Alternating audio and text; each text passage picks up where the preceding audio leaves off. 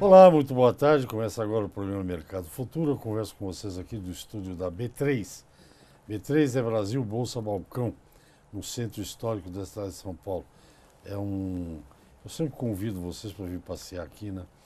Ver os prédios aqui, ver o pátio do colégio, onde essa cidade espantosa nasceu.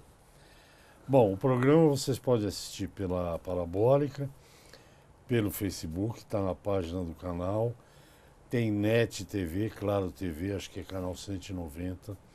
E o programa Mercado Futuro, este que você está assistindo, desde o começo desse ano, nós fizemos uma entrada nas principais redes. Tem página do programa em tudo quanto é lugar. YouTube, LinkedIn, Instagram, com mais informações para vocês. Vocês podem ir lá que as informações tem programa, entrevista e outros boletins que eu gravo. Daqui uma semana, por exemplo, eu vou gravar coisas para vocês diretamente lá do Agrichão, Ribeirão Preto, depois de Uberaba, da Expo Zebu, por aí vai. Então me siga. Eu brinco aqui, eu vou brincar porque o meu entrevistado é jovem. Nas redes sociais tem gente que te segue e tem gente que te persegue. Só me siga e dê um like lá que eu vou ficar muito contente. Bem, comportamento dos animais. Esse é um tema na última moda. Por exemplo, quando eu trago gente aqui da indústria de remédios, por exemplo, para animais, hoje pet é desde cachorro até cavalo, né? Eu conheço gente que tinha pet, uns bichos meio esquisitos aí, que não são muito administráveis, mas cachorro, por exemplo, uma coisa de louco que tem de cachorro. Brincam até, não sei o que meu entrevistado vai achar disso, que atualmente as famílias, né, elas, lá vem bobagem, viu? Já espero. As famílias põem os pais numa casa de repouso, num hotel, o que seja. Os filhos, bem novinhos, já vão para a escola, o pré-pré-prézinho. E aí eles saem para passear com seu cachorro na calçada. Então é a última moda animal de estimação, né, com chão, e comportamento deles. Essa semana eu vou dedicar boa parte dos programas a esse tipo de assunto.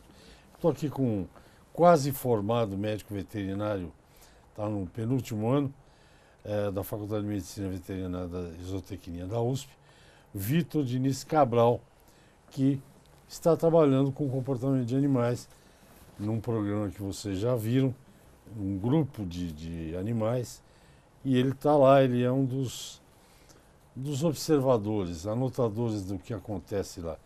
Por que você se interessou por isso? Vamos começar pelo começo. Você gosta de cachorro? Bom dia, tudo bom? Eu gosto, olha, sim, eu sempre vejo os meus colegas falando, eu sou cachorreiro, eu sou gateiro, e desde pequeno assim eu sempre fui apaixonado por animais, então eu não tenho muito essa distinção, mas cachorro e gato, mas principalmente os cachorros sempre foram um fraco para mim.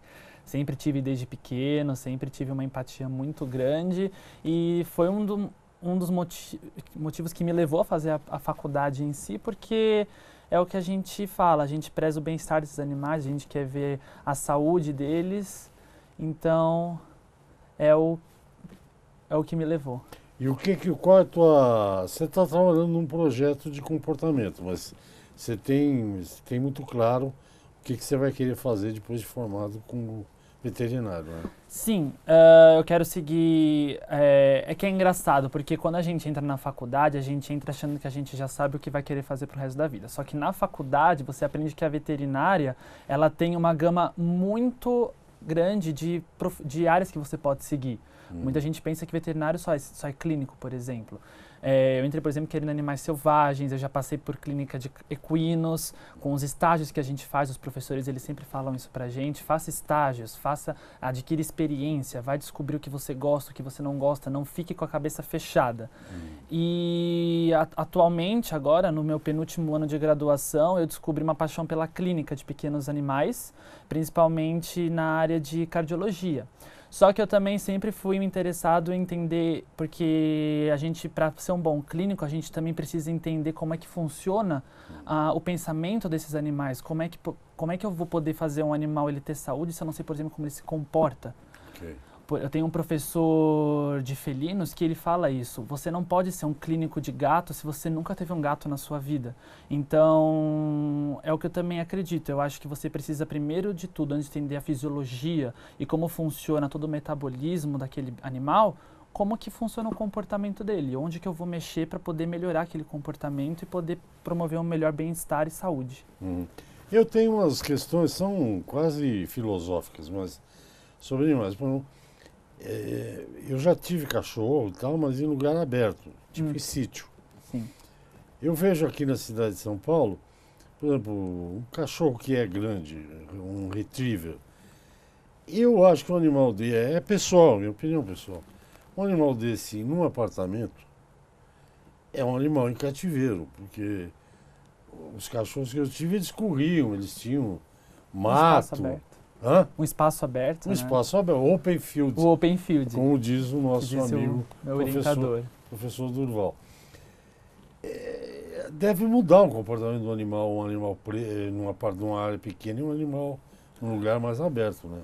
Com certeza. E além de mudar o comportamento dele, você concorda que é mais trabalhoso para o proprietário daquele animal, porque ele vai precisar ter um manejo diferente. Então, é diferente você, por exemplo, me pegar um pincher e colocar num apartamento 50 metros quadrados, e nesse mesmo apartamento você me colocar um mastiff, ou um São Bernardo, ou até mesmo um golden, porque são animais que têm necessidades diferentes. São animais que, por exemplo, precisam de, como o senhor falou, do espaço. Então, são animais, por exemplo, se eu tenho um animal de grande porte, com certeza é um animal que eu vou ter que oferecer mais alimento, então ele vai ter que, para gastar todo aquele alimento, né, toda a energia que ele consumir, é um animal que eu vou precisar passear mais vezes com ele. É um animal, por exemplo, Goldens, são animais que têm uma predisposição maior a ter uma enfermidade que a gente chama da displasia coxofemoral. Então, por exemplo, é um animal que precisa mais de um exercício comparado com um animal menor. Então, com certeza muda muito no manejo e também tem sempre o bem-estar que a gente preza, né? Você pode pensar um animal daquele tamanho confinado 24 horas por dia num cubículo. Não é bem-estar. E bem-estar está sempre relacionado com a saúde, né? Então, é um caso que aconteceu esses dias. Meu vizinho aqui em São Paulo. Ela tem um retriever que tem essa plasia aí que você falou. Ele nunca ficou sozinho, desde que veio para esse apartamento. Ou ela, o marido, os filhos e tal, estão sempre com ele. Sai 2, 3 vezes por dia para caminhar e tal. Nesse fim de semana aí de feriado, ele ficou uma noite sozinho, que eles tinham, acho que, um casamento, enfim. Sim. Ele vomitou 3 vezes. Isso é um comportamento. Ou ele estava angustiado, solitário, né? É o sinal do estresse que a gente vê muito hoje na área de medicina veterinária e que tem consequências que às vezes não estão a par do tutor. E o bem-estar que eu comentei com o senhor é justamente para a gente poder manter a saúde e poder evitar esse estresse, porque tem toda uma questão hormonal, liberação de cortisol em excesso que pode levar a determinadas enfermidades. E isso também está muito relacionado com o comportamento dele. Então, se é um animal que está acostumado de um jeito e do nada você muda a rotina desse animal, com certeza você pode ter um quadro de estresse que pode ser prejudicial no futuro. Tá bom, nós vamos ao primeiro intervalo. Converso com o Vitor Diniz Cabral. Ele é estudante da Faculdade de Medicina Veterinária e Zootecnia da USP, é quartanista, são 5 anos, né? Depois mais 2 de mestrado, são 7, mais 4 de doutorado, são 11, mais 2 de pós-doc, São dois. Ou seja, tem gente que nunca vai à escola e tem gente que passa a maior parte da vida na escola. Nós voltamos já, até já. Ok, agora estou voltando aqui para a conversa com o Vitor Diniz Cabral, da Faculdade de Medicina Veterinária e Zootecnia da USP. Ele está se especializando em pets, né, em cachorros. E ele quer ser cardiologista. Depois eu vou voltar a essa história da cardiologia. Mas a propósito de comportamento, por exemplo, quando você vê os cachorros na rua, agora tem até passeador de cachorro, né? Sim, sim. Vai com 8, 10 cachorros. Eles têm comportamentos, não é linear, eles às vezes comportam de um jeito e às vezes de outro. Nessa pesquisa que você está acompanhando, o que você nota, o que você anota do comportamento, perdão, dos animais? Então, foi como o professor ele já comentou na outra entrevista, a gente tenta buscar como é que o meio que eles estão inseridos pode alterar o comportamento deles. Então, como é que o comportamento deles pode acabar sendo estereotipado e fugir da normalidade que é muito subjetiva. Então, por exemplo, foi como ele já comentou com o senhor que se você pergunta para qualquer outro colega, fisiologicamente, é normal de um animal, depois que se alimenta, depois de uns 30, 40 minutos, vai e evacua. E esse é um tipo de comportamento que a gente não observa na creche. Às vezes tem cães que eu já observei por 48 horas e que eu não observei em nenhum momento evacuação. E a gente está tentando entender por que isso acontece, o que o meio está influenciando, o que a presença de outros cães ali pode influenciar. Será que ele é assim na casa dele? Será que ele é assim só lá na creche? Será que na rua, a partir do momento que eu entregar para o tutor, ele vai evacuar tudo que ele deveria já ter evacuado? E a partir desse momento a gente tenta entender também como é que funciona a socialização desses cães entre si. Por que hoje aquele cachorro ele estava brigando com a maioria daqueles cães e hoje ele briga, tem às vezes cães que ficam até antipáticos com os próprios tutores, com os próprios monitores que estão lá na creche, até mesmo comigo. E por que depois de um tempo, uma semana depois que eu apareço aqui, aquele cachorro ele está totalmente mudado, ele está mais empático, ele está mais carinhoso, ele está tá com mais atenção, está mais carente, você entende? Então, é o que a gente fala, o comportamento ele não é regular. Olha que eu vou fazer uma simulação com humanos, por exemplo. Eu odeio não usar o banheiro da minha casa. Exato. Eu tenho muitos problemas. Tem muitos colegas também meus de classe, se não tiver no banheiro da própria casa, não vai no banheiro, fica o dia inteiro no banheiro. Eu não vejo muita estranheza, ele não gosta de ir lá e... É o que a gente também estuda no comportamento desses animais, entendeu? Por isso que é como a falta de estudo sobre isso, por isso que foi uma das motivações que nos levou a iniciar. Não, é porque tem coisas que são muito pessoais, né, Vitor? Sim. Vai de pessoa para pessoa, e assim cachorro, como vai de cachorro para cachorro também, né? Eu tive uma cadela, eu não sei o que aconteceu, mas a gente imagina. Ela não podia, ela não atacava ninguém. Evidentemente que se alguém fosse entrar, ela defendia. Como todo cachorro. Como todo cachorro faz. Isso não precisa ensinar, né? Acho que não precisa ensinar. E ela não podia ver ninguém vestido com roupa de couro. Roupa de couro. Couro. Nós imaginamos, eu estou jogando isso para você pensar aí. Nós imaginamos que talvez uma criança, um adolescente, um adulto, vestido com um casaco de couro, sei lá, às vezes quando a gente recebia gente no sítio, a gente prendia ela no canil para não incomodar as pessoas. E pode ser, a gente não viu, que a criança ou a adolescente fustigou ela presa no canil com o casaco de couro. A gente chegou à conclusão que ela associava o couro a alguém que tivesse ido encher a paciência dela. Sim, eu tenho... Eles fazem esse tipo de... Faz. Principalmente os estudos já mostram que quando você, por exemplo, maneja um filhote, eles têm 2 tipos de etapas na socialização deles, que ela se inicia entre a quinta, vai até a 7ª, 8ª semana, e que é a partir desse momento que, por exemplo, você tem que socializar esse animal, por exemplo, com a família. É aquele momento onde você, por exemplo, eu conheci um cachorro uma vez que ele só teve contato, a família dele, né, os tutores, era engraçado porque só tinha gente com estatura média ou baixa. Esse cachorro, ele foi acostumado, então, desde filhote, a ter contato com essas pessoas. Quando eu chego perto dele, eu tenho 1,90 de altura, ele não me suporta. Ele é totalmente arisco, ele não chega perto de mim. Minha afilhada também, que é uma... Ele precisa levantar o pescoço. Exato, não está acostumado. Eu tenho a minha afilhadinha também, que é uma maltês, da minha prima, né? E é engraçado que você não pode usar capuz perto dela, você não pode usar boné, porque ela te estranha. ela é um amor comigo, mas se eu chegar, por exemplo, encapuzado dentro de casa, ela vai me atacar. Ela não gosta de vassoura também, desde filhote também. Ela não gosta de sacola, não gosta de saco plástico. Vassoura, porque ela deve ter tomado uma vassoura. Alguém deu uma... Pega um ódio por causa da vida. Na socialização lá na creche, o que você presta mais atenção? Tem o negócio da micção, da São os defecação e tal. parâmetros, exato. Mas entre eles, dominante, dominado, o que chama atenção? Me chama muito atenção quando chega um cachorro novo na creche. Por exemplo, eu acompanhei um caso de um xoxô, porque na creche... Não tem ideia do que seja isso. O xoxô é o cachorro, é o peludão de língua azul. Não sei se o senhor já viu. Já vi. Sim, senhor, pode chamar de você mesmo. Eu já tenho idade suficiente. Combinado, então.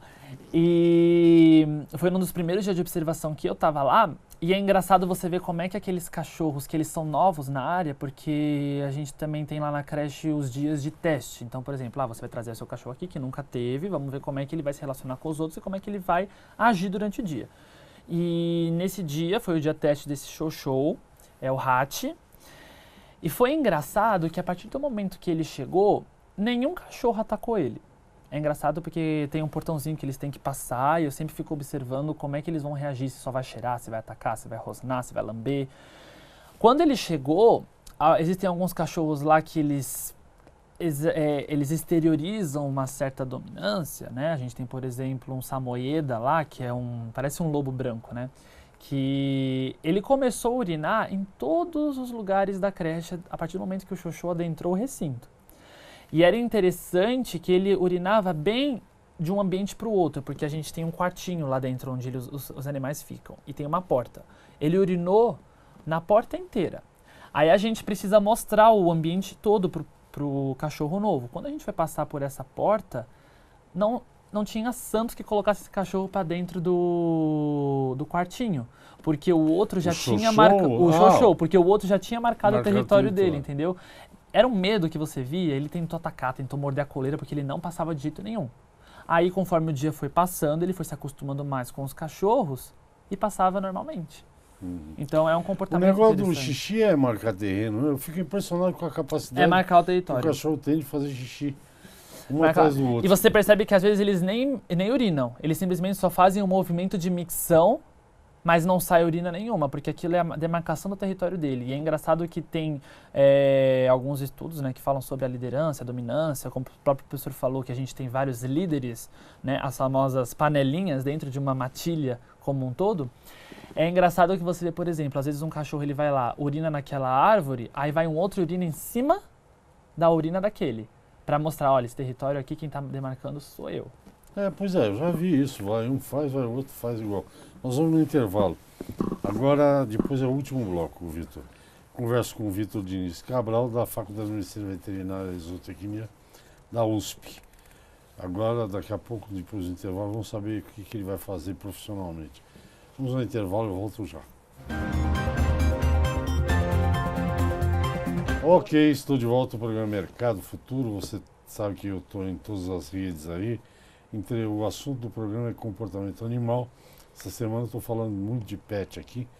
Meu entrevistado é o Vitor Diniz Cabral, que é da Faculdade de Medicina Veterinária e Zootecnia da USP. Ele é quase formado em veterinária. Essa história toda, hoje em dia eu nem sei o número de raças que tem no Brasil. Raças ou sub-raças. Eu tenho implicância com isso. Já falei aqui que gato não sou muito chegado, cachorro pequeno também não. E eu fiquei chocado, Vitor, quando eu vi um poodle original. Sim. É um cachorro de porte médio, não é? Cara de inteligente e tal. Essas coisinhas assim pequenininhas não combinam comigo. Mas vamos saber do teu lado profissional. Você é jovem, vai sair da faculdade já. O que esse comportamento animal vai te ajudar quando você for ser apenas um médico, um cardíaco, um cardiologista? Cardíaco não, um cardiologista. É engraçado que foi o que eu te falei. é uma frase que um professor meu me falou que nunca vai sair da minha cabeça. Você não pode ser um clínico de gatos se você nunca teve um gato na sua vida, porque você não sabe como aquele gato vai se comportar. Na cardiologia, a gente tem muitos problemas, por exemplo, de cães que eles demonstram um comportamento antes, que conforme a doença cardíaca deles progride, altera o comportamento deles. Então, por exemplo, numa anamnese que eu vou fazer com o meu proprietário, a gente sempre pergunta, o seu cachorro, ele desmaia? O seu cão, ele anda muito cansado? E isso está intimamente relacionado com o comportamento dele. Era um cachorro que antes não estava cansado e que agora, a partir de um momento da noite para o dia, começou a ficar cansado. Então, é o que eu falo, a clínica ela não é basicamente só você entender, é óbvio que é importante você entender a farmacologia, você entender a semiologia, você entender a fisiologia daquele seu paciente, mas se você também não souber o comportamento dele, porque eu sei que um poodle é um cachorro assim, doutor, o meu poodle, ele acorda todo dia, ansioso, ele acorda, não para quieto, mas é um poodle. É um cachorro pequeno, é um animal que a gente chama de simpatotônico, ou seja, é um animal que se ele tivesse de um outro jeito diferente, você concorda que aí sim você poderia se preocupar. Não é igual, por exemplo, um São Bernardo que, olha, é um animal mais calmo, é um animal com metabolismo mais devagar, se a gente comparar, por exemplo, com um pincher. Então, é nesse quesito que o estudo do comportamento vai me ajudar. Ele vai me ajudar a saber se os parâmetros daquele animal estão normais ou não. Uhum. E um cachorro maior, o Snoopy, por exemplo, que é tido como um cachorro hiperativo, é mesmo? Costuma ser. Que raça é? É o Terrier, né? O Snoopy é... Não, é outra, a gente não vamos lembrar. O Snoopy é um personagem, Sim, né? sim. É Beagle. O Beagle. Beagle. Eu gosto que eu falo que o Beagle, meu avô sempre falava que o Beagle é um cachorro pequeno de espírito de cachorro grande. Ele acha que é grande. Porque se você for ver, um Beagle, quantas vezes já me falaram, meu Beagle comeu meu sofá, meu Beagle comeu, meu Beagle, não posso ter Beagle em apartamento, porque realmente é um cachorro que, por conta da história toda, da genética que foi ao longo da história, é um cachorro Conta um pouco dessa história, o que é essa história? É um cachorro feito para caça, é um cachorro feito para campo, que muitas vezes as pessoas acham que é um cachorro feito para apartamento. Pois é, o labrador, que eu conheço bem, ele também rói coisa em apartamento. Agora, o labrador é lá no Canadá, né, lá em cima, ele ajudava, labrador adora água, né? Sim. Porque eles originalmente, eles ajudavam os pescadores, inclusive, a puxar rede. Eles têm uma mandíbula que é uma coisa... E eles mantêm isso séculos e séculos depois, a origem dos cachorros? Então, hoje em dia, quando o assunto é raça, pedigree, tem muitos trabalhos sobre o melhoramento genético para manter algumas determinadas características. Então, com certeza existem características que foram se perdendo ao longo da história. Eu não posso falar que um labrador atual é o mesmo labrador de 20, 50 anos atrás, mas também existem algumas características que foram melhoradas. Então, por exemplo, eu tenho um animal que ele tem uma predisposição a ter uma determinada doença, então o melhoramento genético, às vezes, ele busca, através da genética, expressar menos o gene que pode levar a ter aquela predisposição a uma determinada doença, entendeu? Então, tem esse contraponto. E é permitido inventar raça de cachorro? Isso é normal? É tudo baseado na ética também, né? Você tem que ter. Então, até que ponto a ciência pode acabar mexendo na natureza? Pois é, porque tem um professor aqui da mesma universidade onde você está, me contando inúmeros problemas de reprodução, de respiração, essas invenções humanas aí. Sim, então, o pug, né, animais braquiocefálicos que a gente chama em geral, são todos aqueles animais que têm o focinho para dentro, né? Então, são animais que, por conta dessa modificação genética que é feita pela ciência, por conta de estética, acabaram tendo consequências em relação a problemas respiratórios. Hoje em dia tem até trabalhos que falam da volta do manuseio genético nos pugs para fazer com que eles voltem a ter o focinho normal como era antes. Então, é o que eu falo, é muito baseado, é um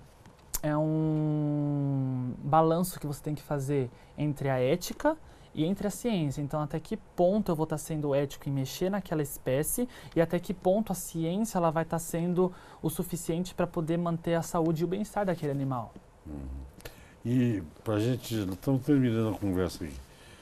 Quando você vai querer fazer o quê? Ser um médico para problemas cardíacos ou você vai operar? Qual é a tua... Eu pretendo seguir na área de clínica médica e me especializar na área de cardiologia. É diferente, por exemplo, de uma pessoa que vai seguir mais na área de cirurgia, que são duas áreas mais diferentes. Uma boa, você detecta o problema e fala, ó... eu corta fico mais aí. com o eletrocardiograma, com o ecocardiograma. E o outro corta lá. Sim. Você não tem objeção a nada, não, né? Porque agora tem essa coisa de objeção. Ah, eu não posso ver sangue, essas Não, coisas. mas é engraçado. Eu acho que um dos motivos que me levou a ser veterinário é que eu não tenho nenhum tipo de frescura ou objeção com animais.